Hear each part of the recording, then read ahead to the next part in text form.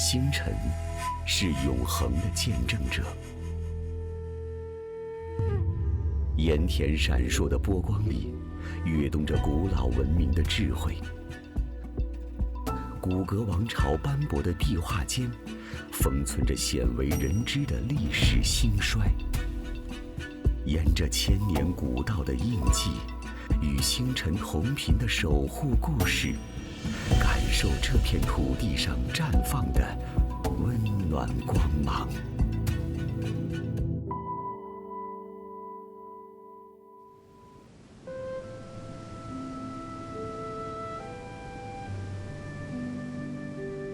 藏历2月，桃花初绽，雨幕笼罩着芒康盐井。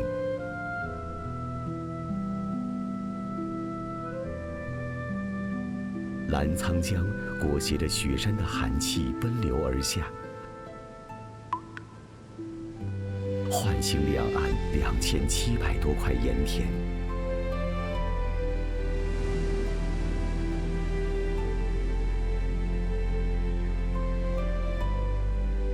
卤水蒸腾的咸香弥漫河谷，这是盐井人最期待的世界。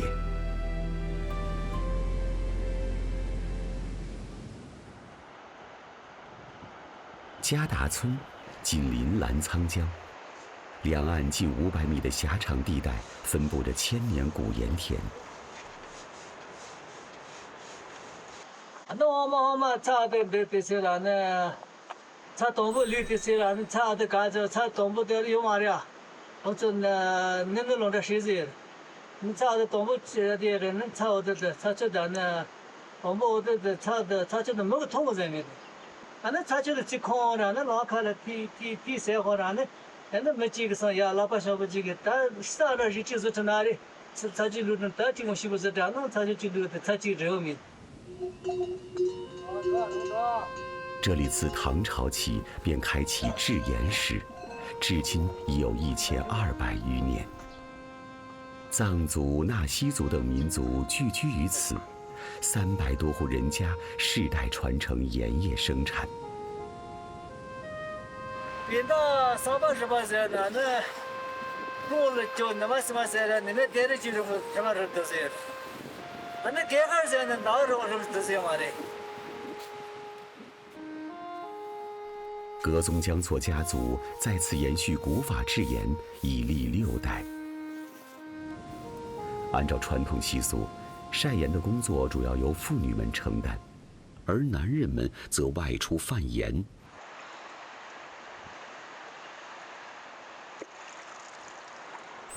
央宗47岁，12岁开始就在盐田里干活，这一干已30年了。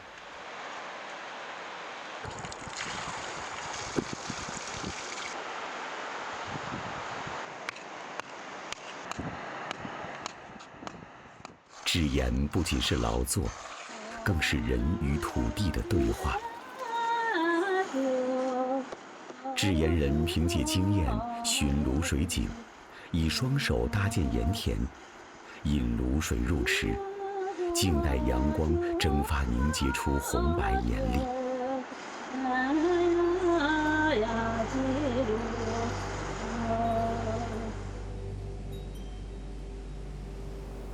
神奇的是，因两岸土质差异，竟形成红白2色盐晶奇观。这不仅是制盐人的世代辛劳，更是自然造化的神奇。这里自古就是多民族文化交融之地，更是茶马古道的重要节点。他是比赛了，那我们只了，只能的，那我们就拍的从那只能讲嘛是了，那个说过了就我从，反正我等着那30时候弄的，那我这个做一些，刚才搞了才种才种，反正才去空，去土空这一点的，那起码也几个人着了，那我只能这么，那这个茶路皮种的那个马康养着，云南面着。这里才有这什么改变？啊，你什么干呢？实际上这个这边嘛的，他给也不什么人没有记得的，他也不什么人说给。啊，你这也不什么学的。他也不什么人说的，那他什么的，对不对？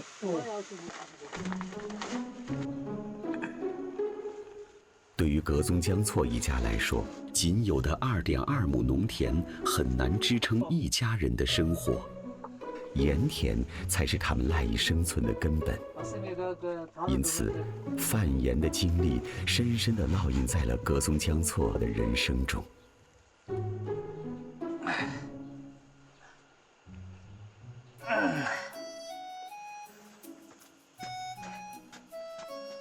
那家拉到这，这里才对不你啊！就这天了，那天看着，家拉天看那到这就对不该个是当的，对是了，吃我了，对不该的我吃了，对不该的我吃不了，起码吃着要嘛的，对我的，那是这确实。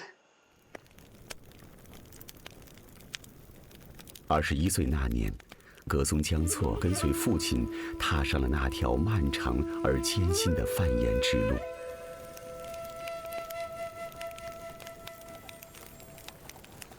他至今仍然清晰地记得，5头骡子拖着沉甸甸的盐巴，脖子上挂着清脆作响的大铃铛，在山间小路上艰难地前行。他们跋山涉水，历经千辛万苦，向着察隅县的茶瓦龙乡进发。在茶瓦龙，他们用辛苦晒制的盐换取小麦、青稞、玉米等赖以生存的粮食。这些粮食为家人撑起了一片幸福的天空，让他们在这片贫瘠的土地上能够安居乐业。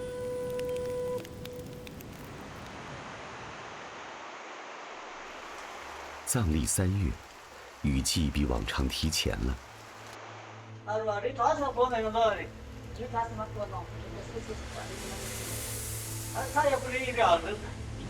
他们简短的对话，道出了所有盐井人的心声。格宗江措和央宗望着被雨水浸泡的盐田，忧心忡忡。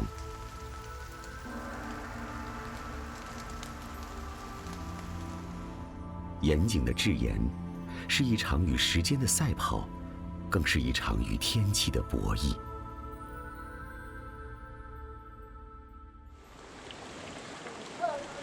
雨越下越大，格宗找到父亲，帮他看看藏历，预知天气情况。父亲丹增赤烈是很有经验的采盐人，自小以来懂得看藏历。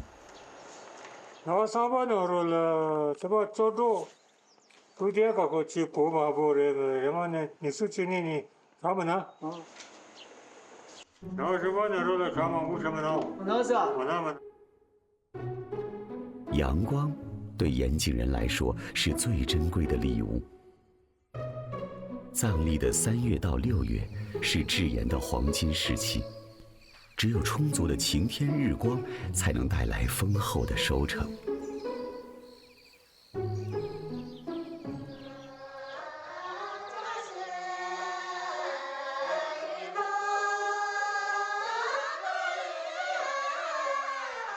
藏历4月，当桃花盛放时，旅游旺季随之开启。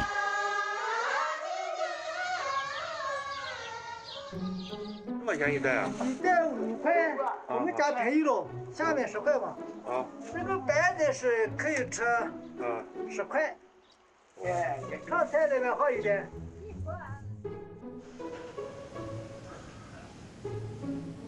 夫妻俩用自家产的盐为4方宾客烹饪盐井的美食。家家面，一根面条盛1碗，又不限量。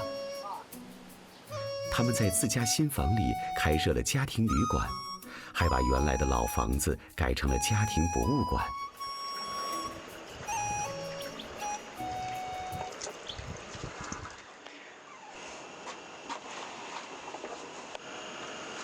我们家第1个房子是300多呢，第2个房子是100多呢，小心涂啊！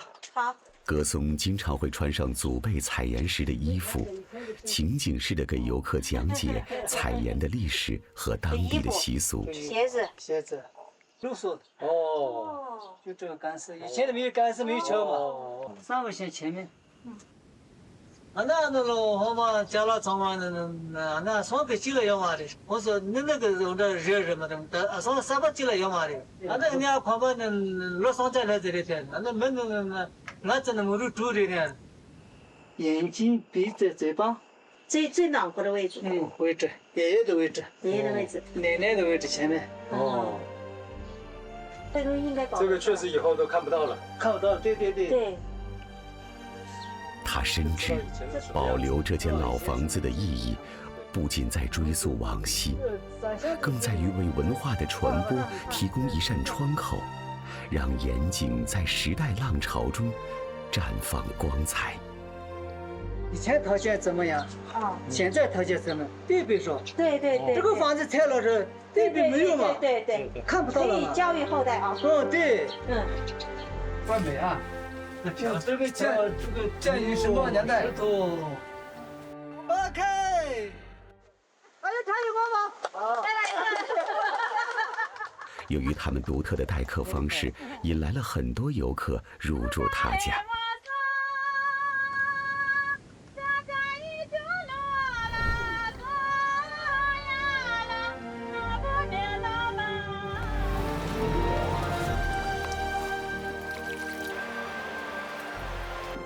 偏远的盐井因古老盐田声名远扬，家庭博物馆、独特的采盐文化、蓬勃发展的旅游业，给这里带来活力。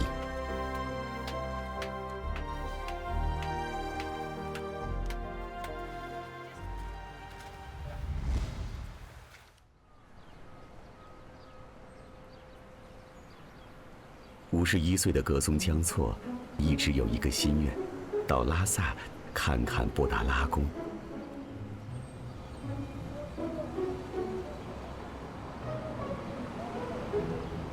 参观西藏博物馆，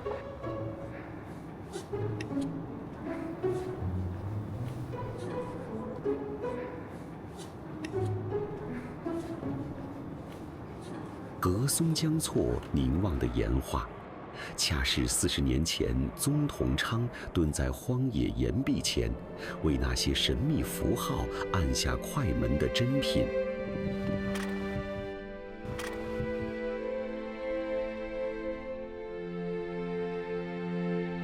40年前，宗同昌在古格王朝遗址考古发掘的文物也在其中。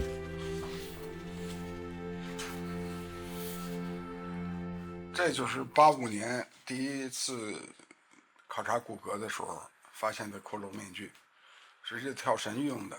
可是它这个材料呢，用的葡萄牙文的圣经。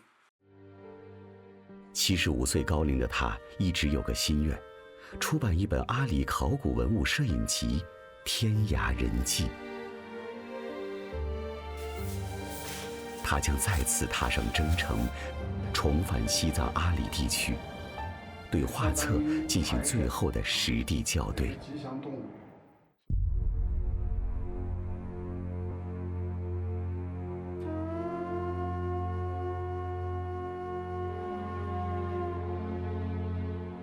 西藏阿里地区扎达县象泉河畔，一座王朝遗址在土林中悄然沉寂了300余载光阴。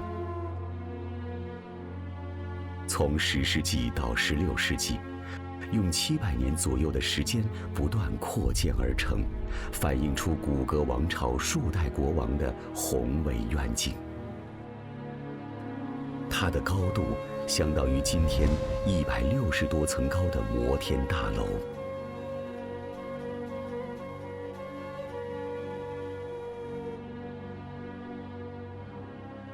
1985年，时年仅36岁的宗同昌，有幸追随阿里古格王朝遗址考古队，首次踏上这片神秘的土地。当时呢，就是看到古格啊，还是很激动，就是没想到在喜马拉雅山的最西端，还有这么大的一个古遗址，而且保存的相对比较完整。目睹气势恢宏的遗址时，被眼前壮观而又厚重的景象深深的震撼，内心涌起无尽的波澜与敬畏。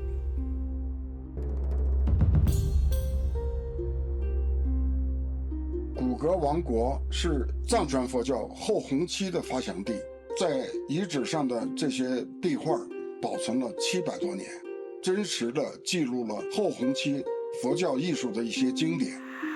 古格弘殿庆典图中有舞狮图，这种文化活动打破了地域文化的界限，既保留了中原民俗的内核，又融入了藏地的审美，成为古代中国各民族交往、交流、交融的鲜活注脚。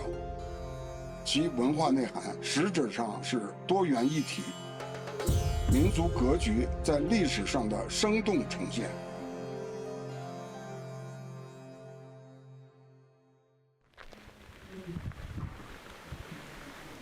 40年里，宗同昌多达39次踏上这片土地。这里有令他如痴如醉的王朝遗址，也有让他一直惦念的小有8次。爬上来了，这边跑不动，咱们你必须还能经常见到啊，对对，第一次是那个时候，但二战来的时候吧，二战的时候，所以那个时候我们是头一次，对吧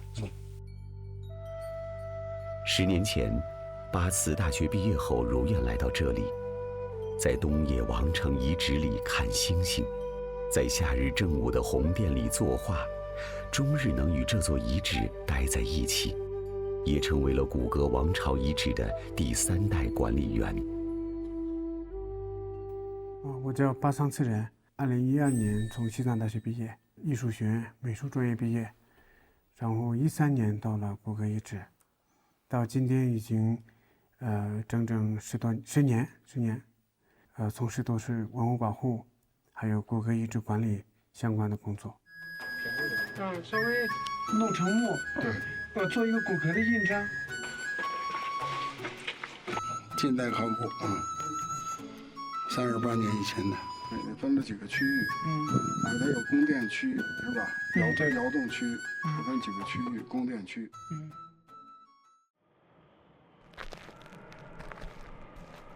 两人短暂相聚后，宗同昌将沿着冈仁波齐去追溯4大河流的源头。天涯人迹是以阿里4条河流为主线进行结构。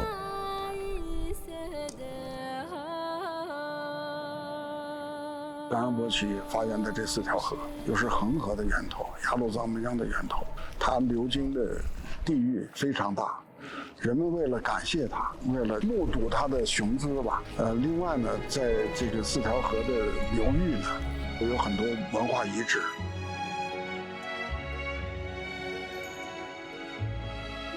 河流用亿万年的时光，将岁月的印记雕刻在大地之上。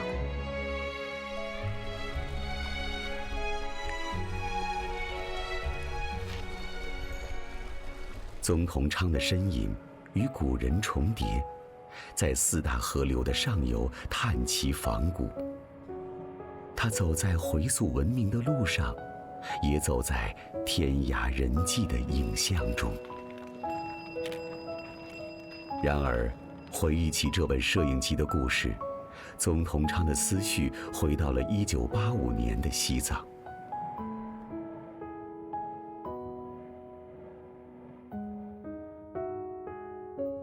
就到1985年，国家文物局成立了一个阿里王国遗址的考古队。这个考古队呢，就是等于几个单位组成的，一个是陕西考古所，完了四川大学电教室，我呢是代表故宫博物院，所以这样呢组成了这个考古队。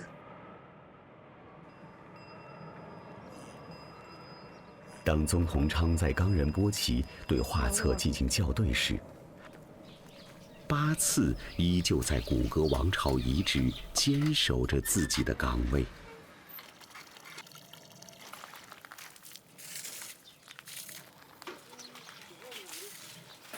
没东西会2个眼睛。 60岁以上的老年人是要收的。您好，欢迎您到古格王国遗址景区。除了负责日常管理事务，八次还肩负着为游客讲解遗址的任务，每日穿梭其间，丈量着遗址的历史纵深。2013年的元月我就到这里来。咱们扎达县的条件还不是现在这样，主要是咱们这个在古格这边，包括现在这个那个喝的淡水，都没有的。最早的时候我们还是水都是从地下背过来，然后后面又我们过了几年以后买了一个电动车，从扎波上村去拉水，条件是这样。 10年前，宗同昌在八次青涩而执拗的脸上看到了年轻时的自己。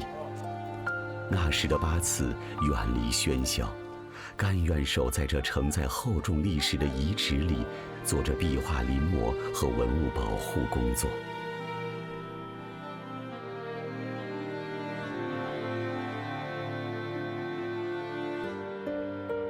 吸引我的点很多，因为这个骨骼艺术是完全失传了的一个流派，所以它这个里边的包括勾线的运用，还有包括色彩还有这个塑形等等，都非常吸引我。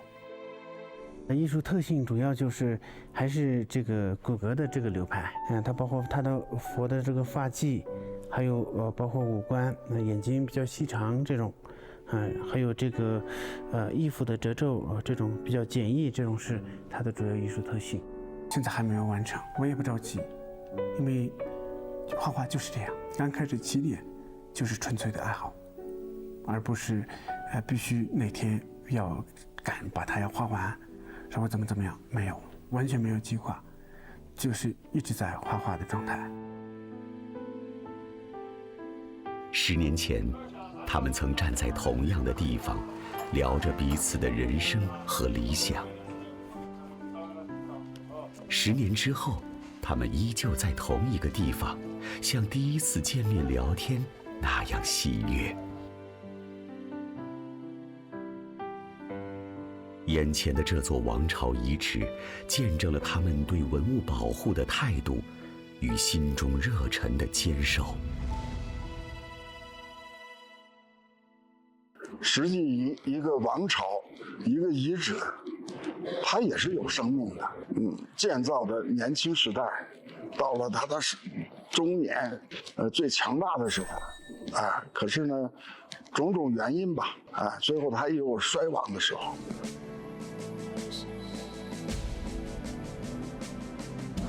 公元9世纪吐蕃衰亡后，王孙吉德尼玛衮在阿里建立古格王朝。 历经700多年发展，形成独特文明，却于17世纪初骤然覆灭，消失于历史长河。为了争夺生存资源，包括草场，拉达克多次攻打古格，可是呢，最后一次呢。 战争比较惨烈，古格王呢，为了不要让臣民全部葬送在这次战役当中，最后还是投降了。我们当年也看到了这个惨烈的现状，遍地的盔甲、盾牌，包括干尸洞，说明了最后一次战争的惨烈。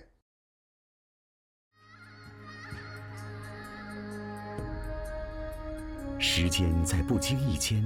改变与塑造着每一个人，敢想敢做的年轻人愈发成熟，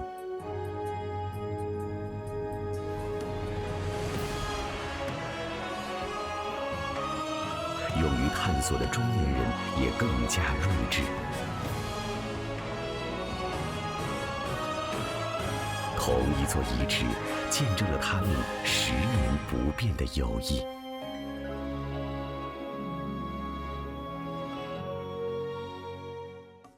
画画不要放下，一个还是对骨骼的理解和研究。是吧？对。现在还没有一个好好画骨骼的画家，他并不是把壁画临摹一点就完了，可以画更深层的东西。骨骼遗址当年建造的这个大兴土木的那种状况，都可以画出来，就是再现一些历史镜头，甚至呢把有些复原想象图画出来。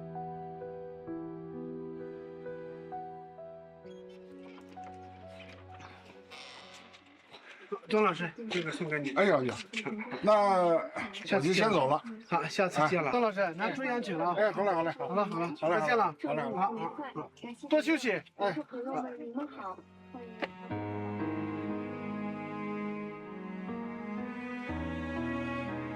家庭的责任与理想的坚守，八次的内心也面临了矛盾的抉择。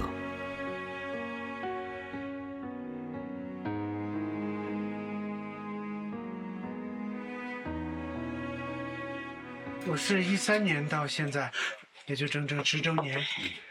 我这个时候准备走了，就整整10多年的时间。其实10多年也非常长。其实。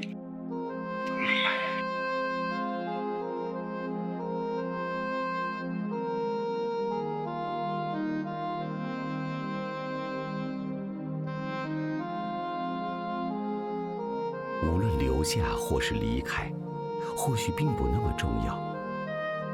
无数在此驻足的人们，曾与这座遗址发生过深刻的链接。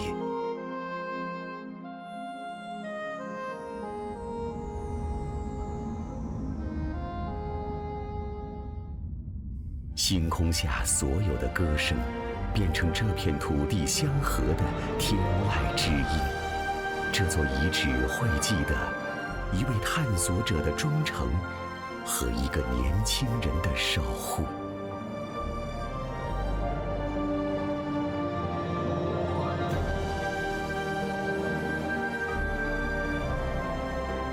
星空下的心愿故事，从芒康盐田到骨骼遗址，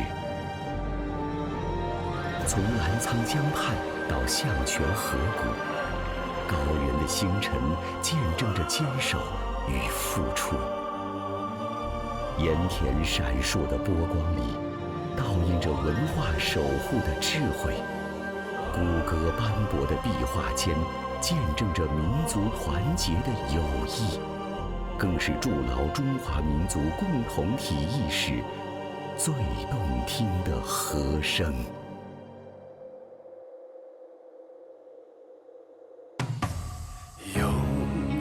个1000年的火塘，经岁月摇滚；用一片金色的麦浪，经往事浮沉。干了咫尺的悲欢，天涯的爱恨，一生能够有机会同看山河星辰。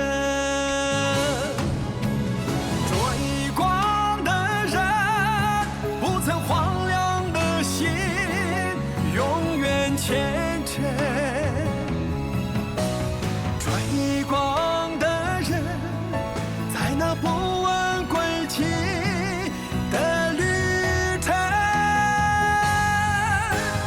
从此星空下，风声追不上歌声。从此星空下，有架万马奔腾。